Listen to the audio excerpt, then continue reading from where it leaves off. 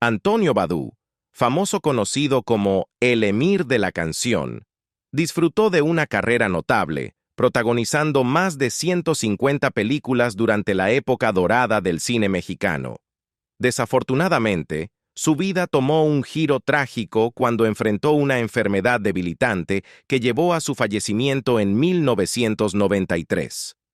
Pero la tristeza no terminó ahí.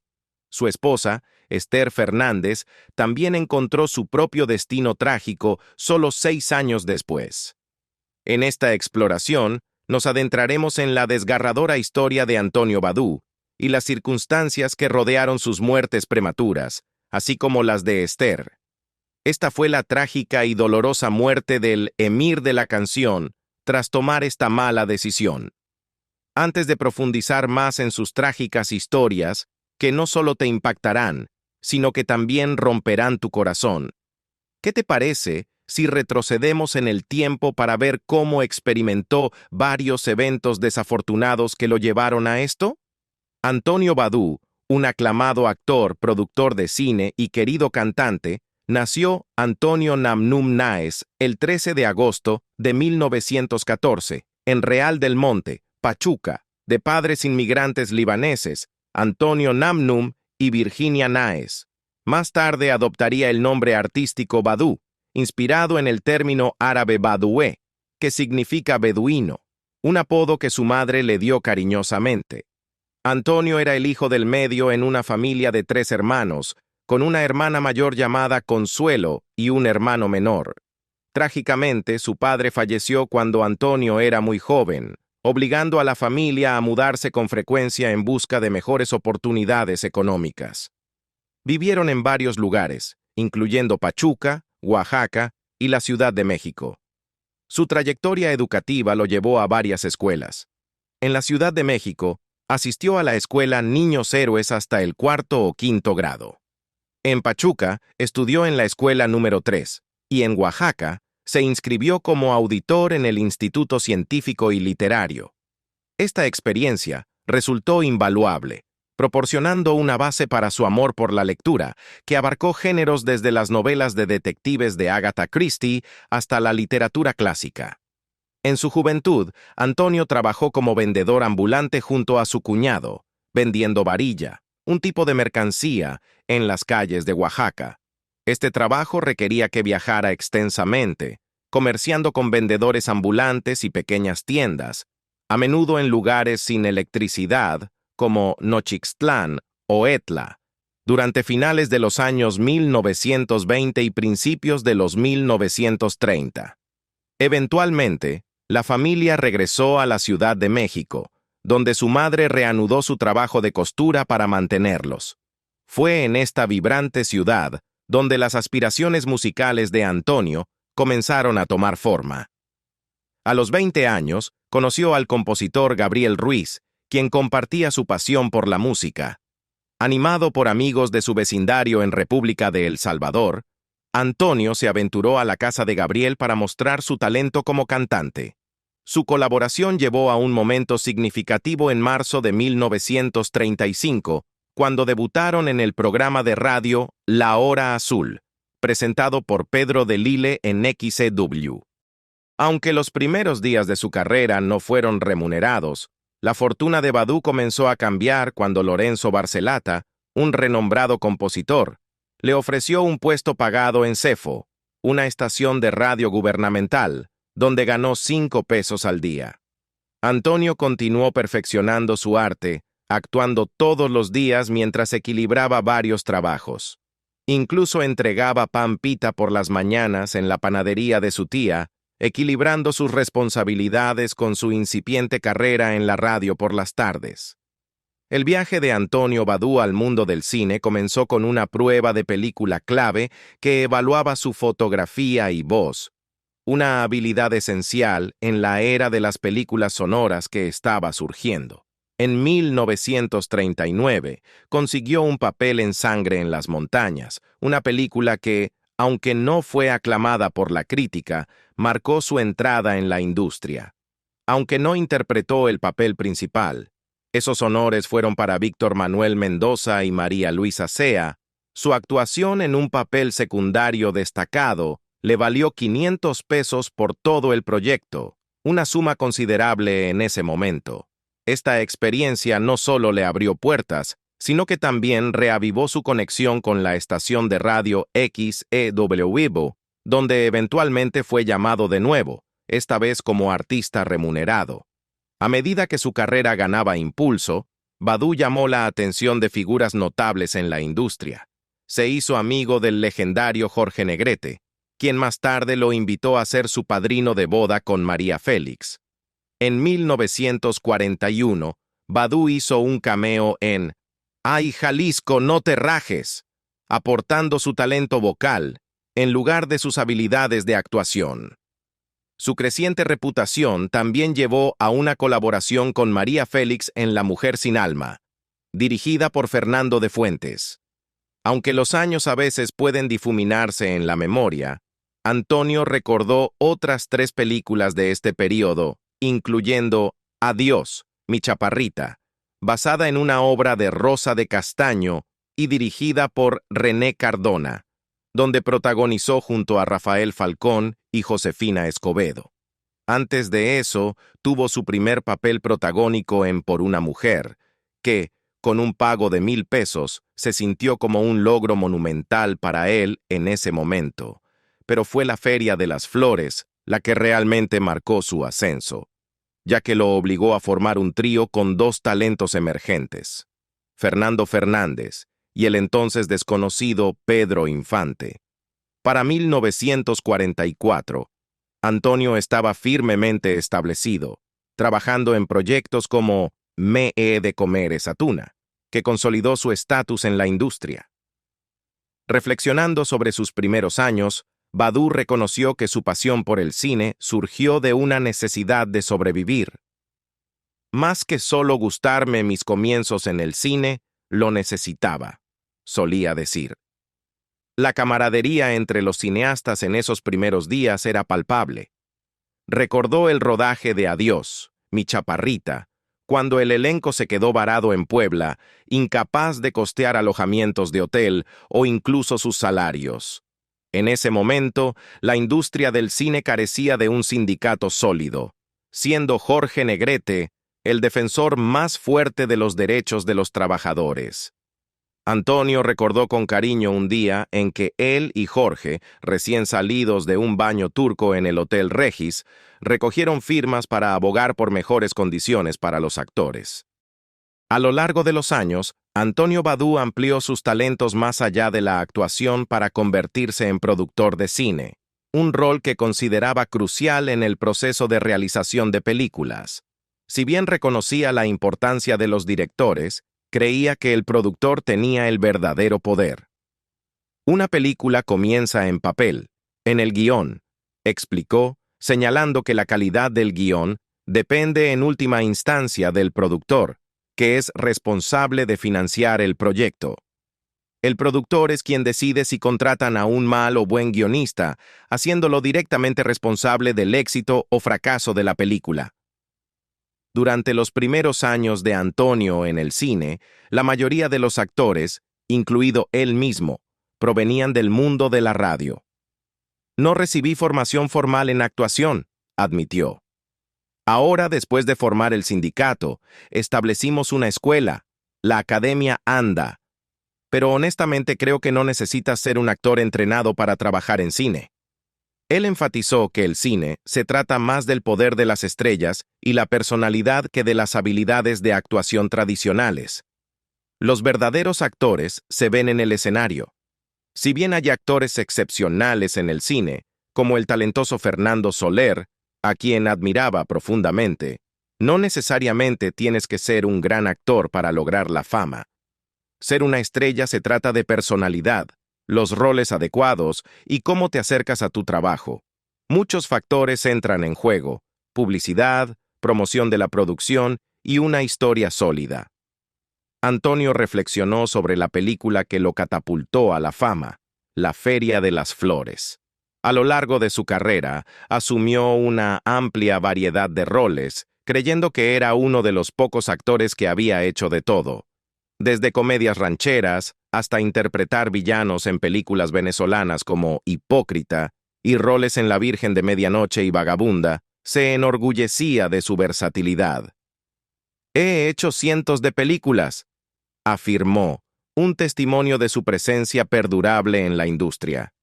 La música desempeñó un papel significativo en muchas de sus películas, a menudo entrelazada con la trama. Si bien algunas canciones servían como música incidental, la mayoría eran elegidas deliberadamente para realzar la narración. En mi época, si una canción era popular, tratábamos de darle a la película ese título, anotó, haciendo referencia a la canción El Gavilán Pollero, que grabó con Pedro Infante después de que se convirtió en un éxito. Antonio recordó un día memorable en que escuchó al compositor Carlos Crespo escribiendo 3 canciones en un bar: Hipócrita, Amor de la calle y Callejera. Compró las 3, sabiendo que sus títulos resonarían con el público, ya que las películas que hacía a menudo se centraban en canciones pegajosas y relacionables. Antonio Badú disfrutó de una carrera prolífica en la industria del cine, trabajando extensamente con el renombrado director René Cardona. Él me dirigió muchas veces a lo largo de mi carrera, y estuve involucrado en casi todas sus producciones, recordó Antonio. Su última película, El matrimonio es como el diablo, contó con actores notables como Elsa Aguirre, Mauricio Garcés y Nadia Aro Oliva, y fue dirigida por René Cardona Jr. Era una comedia encantadora que mostraba su espíritu colaborativo. A medida que la carrera de Antonio avanzaba, se sintió atraído hacia la producción, atraído por los beneficios financieros que ofrecía. Como actor, mi salario se basaba en un porcentaje, pero con las películas vendiéndose como pan caliente, recibíamos anticipos de Centro y Sudamérica incluso antes de que comenzara el rodaje. El cine mexicano se había convertido en una potencia en América Latina, y Antonio encontró una oportunidad lucrativa en su crecimiento. Una vez coprodujo una película sobre la vida de Agustín Lara junto a Gabriel Alarcón, aunque no actuó en ella. El papel que iba a interpretar fue para Tito Junco, pero Alejandro Galindo y yo todavía estábamos muy involucrados en la producción. También colaboró con Pedro Infante, cuyo manager en ese momento, Antonio Matouk, les ayudó a seleccionar guiones que resonaran con el público, asegurando que sus películas fueran exitosas.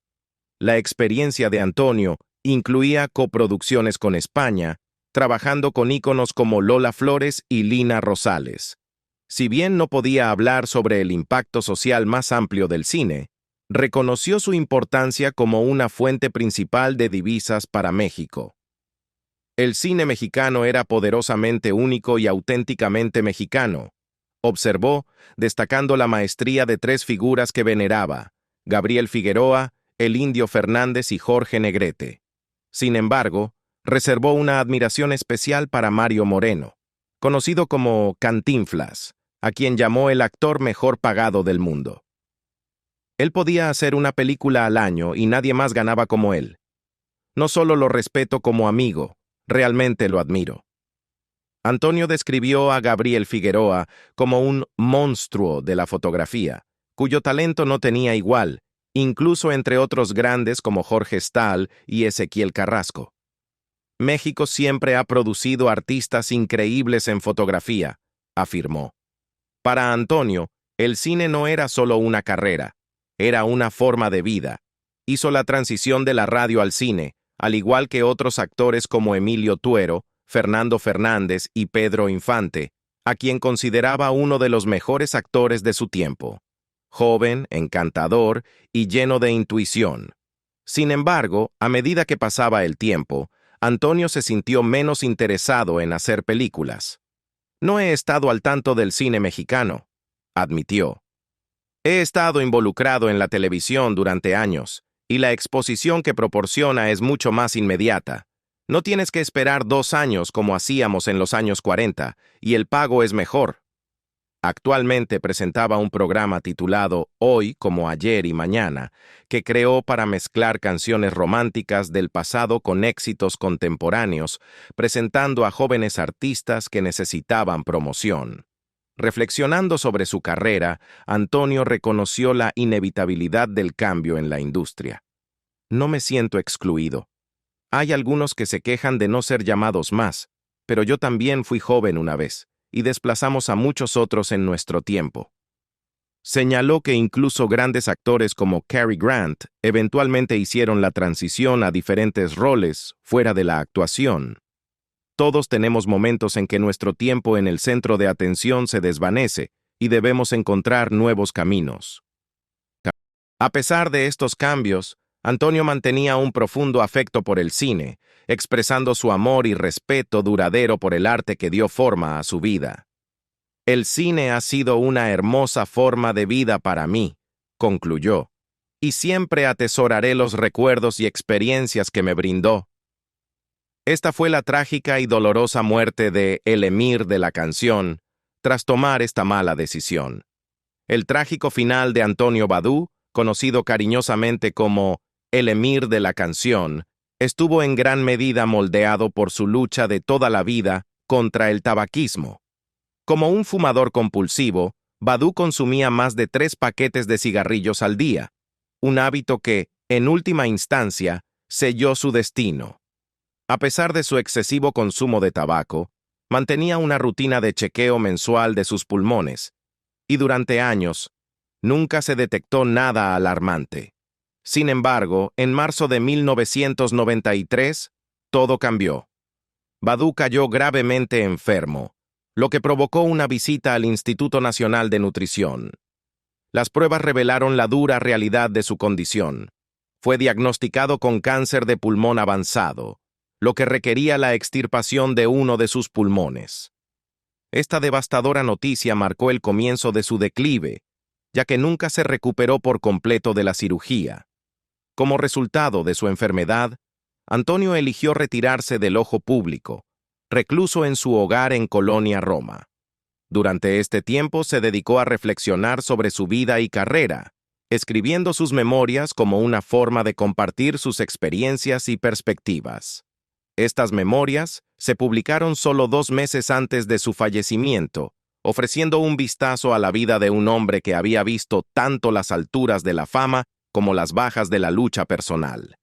La carrera de Antonio Badú había comenzado a decaer en los años 60. Sin embargo, su gran amigo Mauricio Garcés lo animó a asumir roles en lo que serían algunos de sus últimos proyectos. En 1985, sin embargo, tomó la decisión de retirarse por completo de la industria del entretenimiento tras ser diagnosticado con enfisema pulmonar, una condición directamente relacionada con su adicción al tabaco. A pesar de sus dolencias físicas, el espíritu de Badú se mantuvo intacto mientras enfrentaba su enfermedad. Eligió pasar sus últimos días pacíficamente en casa, rodeado de recuerdos de su ilustre pasado. El 29 de junio de 1993, Antonio Badú Nash falleció a la edad de 79 años, sucumbiendo al cáncer de pulmón que le había causado tanto sufrimiento en sus últimos años. Antonio Badú dejó un legado como un talentoso artista, pero su historia sirve como un poderoso recordatorio de las consecuencias de una vida entrelazada con el humo de la adicción. La trágica vida y muerte de su exesposa, Esther Fernández. Esther Fernández nació en Pet, Jalisco, un pintoresco pueblo que ahora se considera mágico. Cuando era niña, enfrentó una upheaval cuando su familia tuvo que dejar todo atrás debido a la Guerra Cristera en 1926. En busca de una mejor educación, sus padres se mudaron a la Ciudad de México y más tarde a Los Ángeles, California, donde Esther completó sus estudios secundarios. La más joven de 13 hermanos, ella y su hermana Carmen, fueron de las pocas que sobrevivieron a la infancia. Aunque aspiraba a convertirse en abogada, su camino tomó un giro inesperado. En Los Ángeles, Esther acompañó a su tía Aurora Bermúdez, quien soñaba con convertirse en actriz, a los estudios cinematográficos.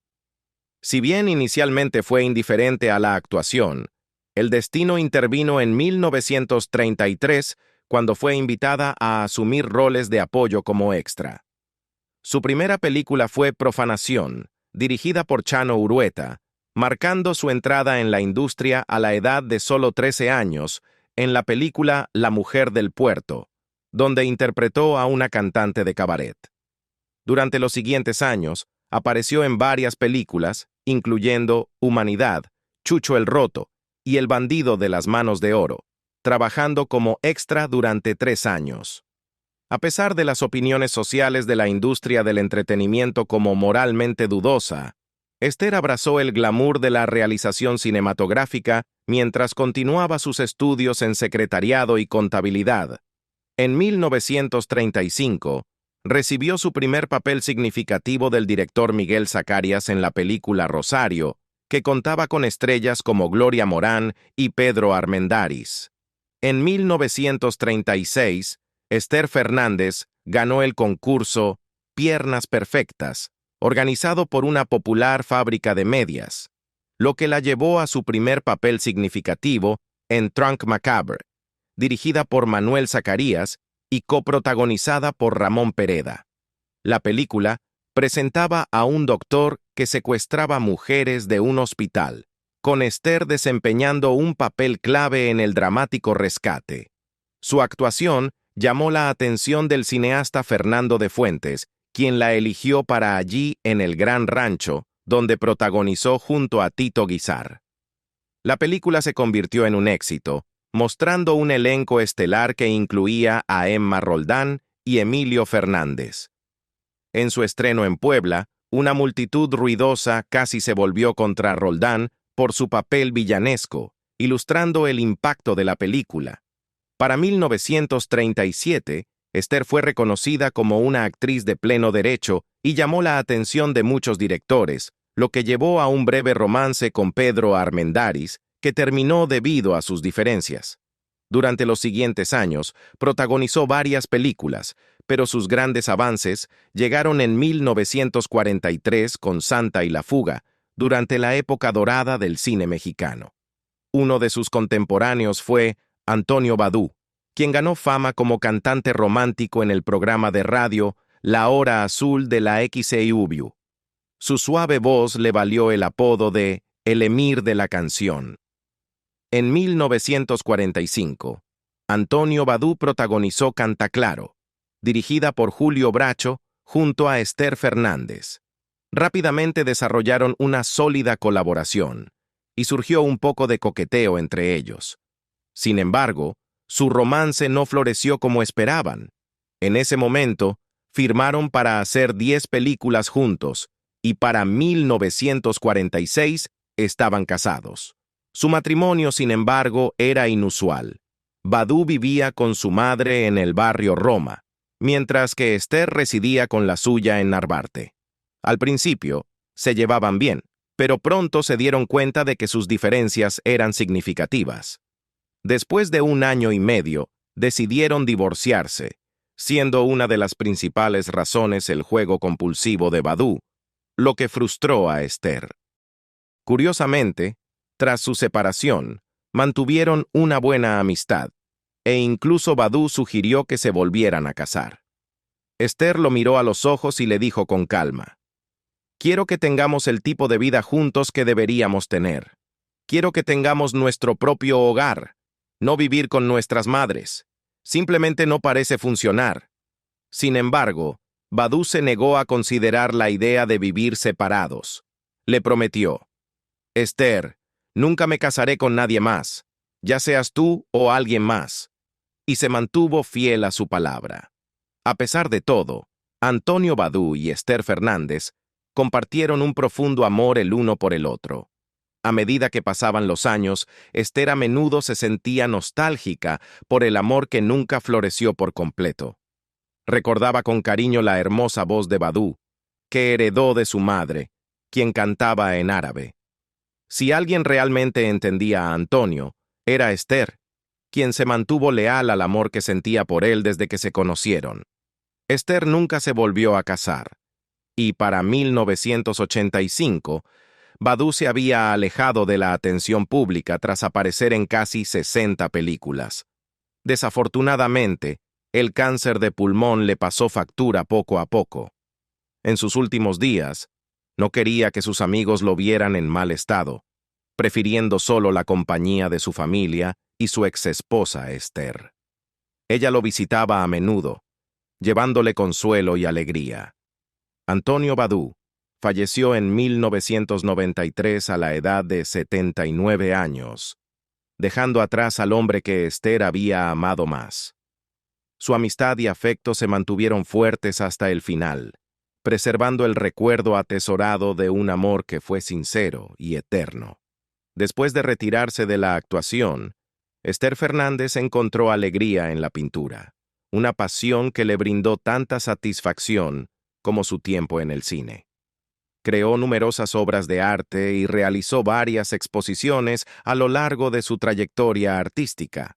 Incluso en sus últimos años, siguió siendo un rostro familiar en la televisión, cautivando al público con su actuación en la telenovela Simplemente María en 1989.